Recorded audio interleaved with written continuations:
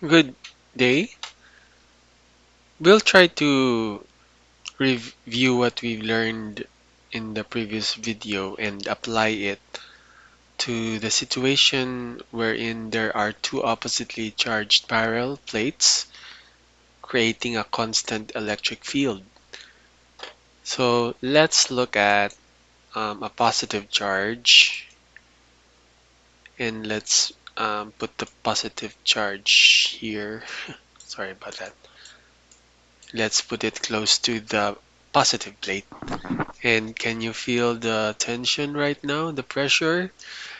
This positive charge is close to the positive plates, and so it's feeling a great repulsive force that is causing this charge to want to go to the negative plate where it can rest.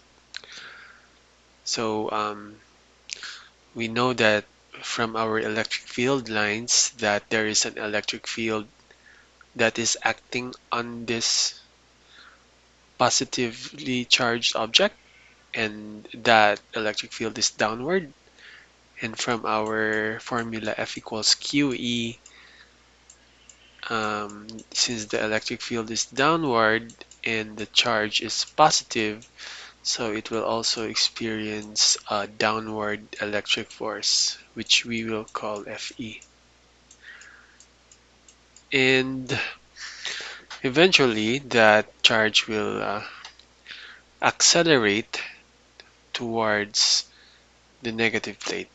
So for now, I'm going to answer this question, and I didn't write it, so I'm just gonna dictate it.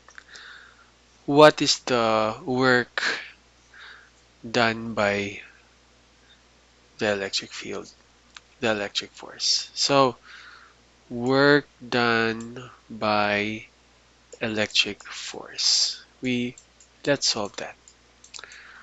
Okay, so let's see. Formula for work is FD cosine phi. And let's call this distance that this charge will cover as it starts from the positive plate and accelerates toward the negative plate. The distance that it covers, let's just call that d. Let's not put any numbers. And what is the direction of the displacement vector? Well, the displacement is downwards and the force is downwards. So what phi should we use? We should use 0 degrees.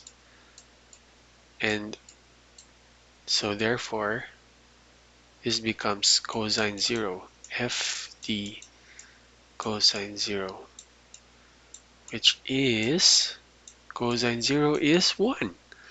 So we are left with FD. This is the work done by the electric force. Now, F is Q times E, where Q is the test charge. So this is what we are left with. So the work done by the electric force is equal to Q times E times D. Alright, this is my next question. What is the potential energy here? What is the electric potential energy? Some books call it EPE, and I like that. So from now on, let's call electric potential energy as EPE. And what is the electric potential energy here? How do we quantify electric potential energy? I hope you remember what I said in the previous video, that the work is related to potential energy. Remember the ball, or was it an apple? That the way to know what the potential energy of an object is to first calculate how much work you added to the system to change the orientation of that object, to lift that object. How much work did you do to lift that object? And that amount of work that you did will also be equivalent to the potential energy of that new orientation. So if you applied 100 joules of work to lift a cell phone above a certain height, then now you can assign 100 joules as the electric potential energy of the cell phone Earth system.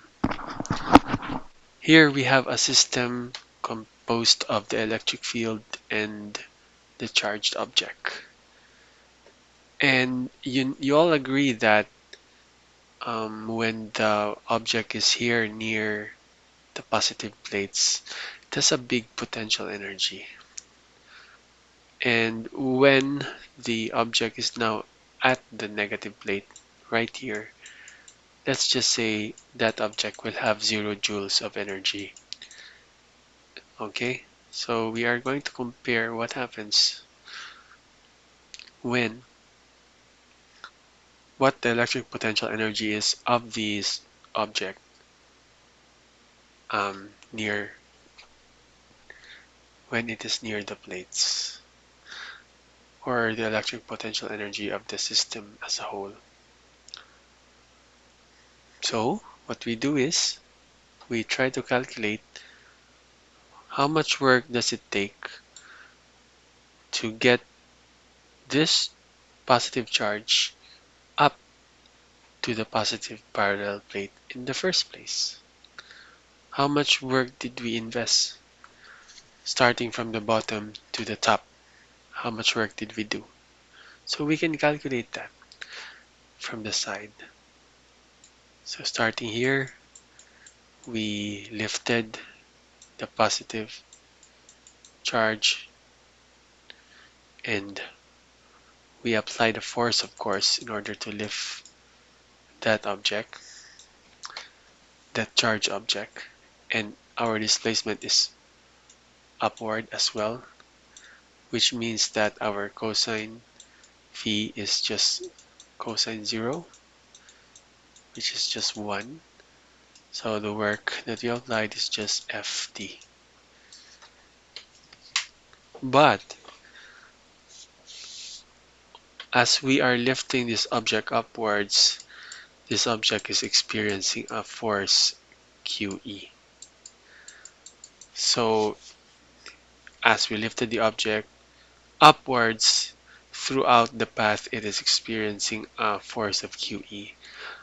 So in order to lift the object, we had to match QE. So this force that we need to apply has to be equivalent to QE at least, minimum, so that we can lift it. And as soon as we lift that object to this height, then we are able to calculate how much work we spent, then that would also be the electric potential energy that we assign to the system. So again, we have to match QE in order to lift the object, and voila, we found out that we had to spend QED joules of energy just to lift that object, and that should also be the potential energy of the object. So, work and potential energy are really intimately connected.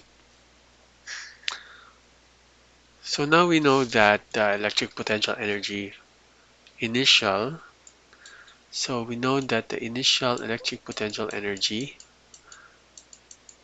is QED, and then the final electric potential energy is 0. So what is the change in electric potential energy of this object as it falls down? As this positively charged object falls down, it started off with QED joules, but it ended with 0 joules. So our final is 0 since change in EPE is EPE final minus EPE initial. 0 minus QED. So therefore, the change in electric potential energy is negative QED.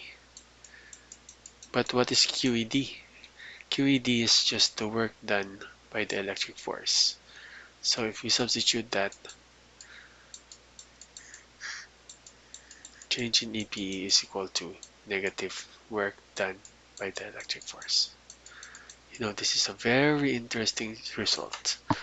Or we can reverse that. Oh, we can just say that the work done by the electric static force is just the negative change in the electric potential energy of the object. How would we interpret that in words? Well, the electric force acting on an object that is charged causes that object to lose to lower its electric potential energy since it's negative, no? The change is negative. So, for example, a positively charged object has 100 joules of energy. Let's say, for example, we have a positively charged object and it has 100 joules of energy. But then it is exposed to an electric field, um, causing an electric force to act on that object.